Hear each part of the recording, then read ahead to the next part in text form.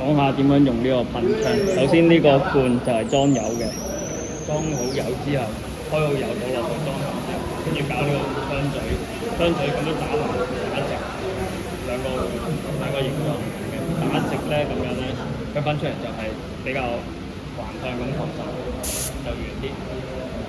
如果打直佢就係直啲咁樣，即係咁樣高啲。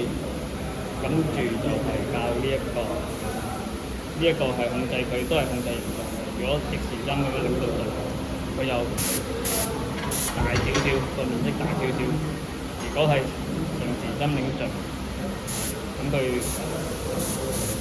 個形狀係比較集中啲，聚焦一點一個波長。跟住呢個控制出油量，如果時針拎到盡咧，佢就出油量。跟住順時針拎到盡咧就出嘅，咁啊可以校細啲出油，係啊，校細啲呢啲微調咁樣。跟住下邊嗰個就校氣壓，氣壓逆時針咧就係呢個逆時針拎盡咧佢就唔出嘅，順時針慢慢拎翻大佢，拎到最盡就個氣壓最大，即係噴出嚟個氣壓最大。通常氣壓同埋出油量係一齊同步咁校嘅，即係譬如想細啲嘅就整細個氣壓，整細出油量，調翻轉都一樣。但係都可以透過控制嗰個呢個出架去控制嗰個出油嘅力度個量嘅。